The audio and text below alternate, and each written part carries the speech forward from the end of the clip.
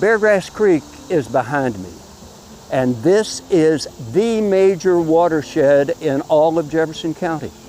It drains central and eastern Jefferson County. It breaks in when you get into the Butchertown neighborhood. It breaks into Three Forks. After those three pieces of Beargrass Creek come together in the Butchertown neighborhood, off to my left, half a mile off to my left, they come into a piece of Beargrass Creek that is not Beargrass Creek. It's the Beargrass Creek cutoff. For historically, the creator just at the top of Story Avenue and down this way a little bit further, Beargrass Creek paralleled the Ohio River, which is off to my left, and pointed directly toward downtown Louisville, where it historically emptied into the Ohio River just at the front of the Belle of Louisville, between 3rd and 4th Street and downtown. But we needed wharf space. And also this creek became polluted as it went through the Butchertown neighborhood. And so when it did, in 1854, mothers and fathers of the city paid money to redirect Beargrass Creek. We went up that way and got a hold of Beargrass Creek and dug it deeply into a cutoff directly into the Ohio River off to my right hand, and that is between Eve Abandonment and Thruston Park. If you're on River Road, you go across a modern bridge. When you look down, you're looking into the Beargrass Creek cutoff. So this mighty creek watershed helps define the site for the Botanical Garden. It helps provide it originally an open sewer for the butchers in the Butchertown neighborhood, but we are here along this greenway beside the Beargrass Creek cutoff. Well, in modern times, we just simply call it Beargrass Creek. What I'm going to tell you next, you really need to have a stretch of imagination. Both before the cutoff of 1854 and after, a very thriving middle to lower class neighborhood developed in this entire area along the cutoff. Probably even before the redirection of the creek, there was a neighborhood here. There was a dense neighborhood on the other side of what's now the cutoff neighborhood. Now, most of the houses were pretty modest frame bungalows, but there was at least one solid, and several others actually, several other solid brick homes. One of them was built in 1856, I believe. And that was the Christian Heigold House. It was in an area that was called The Point. And you already know why it's called The Point, I'll bet you. Because when we redirected that creek, we removed what was essentially a dagger-shaped piece of land that started behind me and pointed at the Belle of Louisville downtown. And on one side of the dagger was the old bed of Beargrass Creek. The other side of the dagger was the Ohio River itself, and that was called The Point. So this neighborhood was called The Point, which would be an adjunct, let's say, to the Butchertown neighborhood down in the flatland. Before I get back to Christian Heigold House, let's say something about flatland. This was essentially the second bank of the Ohio River. And so the neighborhood, with even a redirected Beargrass Creek cutoff, or before that, the old bed of the creek and the Ohio River nearby, was vulnerable to floods, and Louisville had them. But nevertheless, that Charles Heigold House was one of the prominent homes. You know, it still stands now right at the entrance of the Botanical Gardens, in the middle of Old Ohio Street, now Frankfort Avenue. So the Point had enough problems of its own, with the tendency toward flooding and the challenge of residential life on this flat land. But then the mighty Ohio came on cat's feet and covered 2/3 of the inhabited portions of the city of Louisville in January and February of 1937. And the city overnight after the flood needed something to do with all of that flood debris.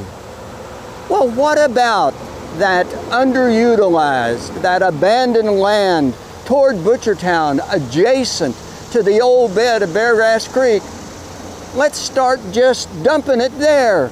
So dump trucks after dump trucks began in 1937 with the flood debris, starting to pile up garbage, furniture, and then increasingly it became a dump. We were, after World War II, became even a more consumer-oriented society. Our suburbs were growing rapidly without sewers.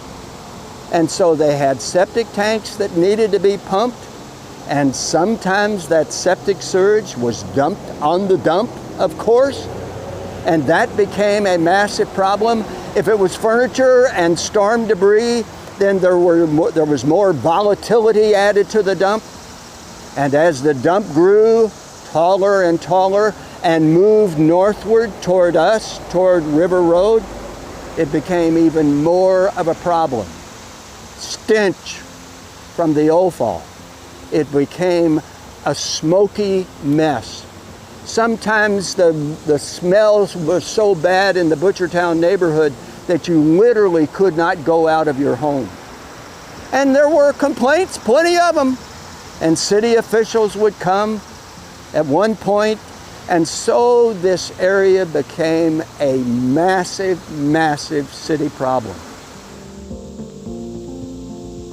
By the 1950s, the city began to try to develop landfill technologies and cover the dump on a daily basis, but that was piecemeal and hit and miss.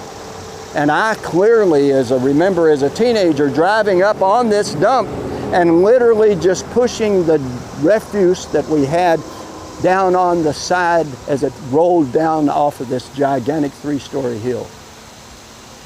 You remember Christian Heigl's house there at the corner of Lloyd and Marion? There are some of the most dramatic photos that I've ever seen, literally showing the inexorably growing dump in 1953, rolling into the back of that handsome brick home. City officials ultimately intervened, and the house was demolished, but his 1850s facade was removed and moved across River Road to Thurston Park, and then ultimately to the site in Frankfort Avenue where it is now, at the base of the Botanical Garden. So this became a major problem. This 3-story tall pile of garbage that had grown inexorably from adjacent to the bed of old Beargrass Creek and moved toward River Road. There was, however, one vision of this area on the point, flood prone, and after the great flood of 37, filled regularly with noxious fumes and dense smoke and all kinds of problems. That vision had first been created in 1918 when a piece of the Point neighborhood up closer to what's now Frankfort Avenue and River Road was developed into Thurston Park. Thurston Park was developed into Thurston Park. And so from 1918 on, there was the seed of a more beautiful vision for this neighborhood. And so from 1918 on, a seed had been planted, a seed that would grow a vision much different than the hardscrabble, challenging neighborhood, flood prone, and after the great flood of 1937, a center of noxious fumes, dense smoke, and all kinds of social problems that went on with the poorest of the poor, picking garbage, making a crude living off of picking garbage off of the dump. And that vision will ultimately be connected to and be part of the vision for the Botanical Garden. So in a sense, through history, you've literally walked up the new connecting path that leads from the Botanical Gardens down to the 1854 Beargrass Cutoff and the Beargrass Greenway. And we've walked up the path, literally, virtually 3 stories in the air, to the site of the Botanical Gardens on top of that old landfill, and before that, the Ohio Street dump. And so it is that we have seen a transformation of a wasteland. We have seen water flourishing.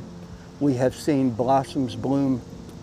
We have seen a vision that had been sown many, many decades ago of creating a very, very landmark space with downtown Louisville so close behind me. And this site, which was sore to the eyes and acrid to the nose, this site transformed into flowing water and blooms and a vision that is on its way to even more fully being realized. Off to the left will be the Japanese garden. Off to my right will be the education center, where young people come to a classroom, both observing, touching, feeling, and learning about the power of growing up from dirt. And so it is. This is the site, a landmark, a destination, the Botanical Garden on top of the old dump, landfill, transformed into bloom.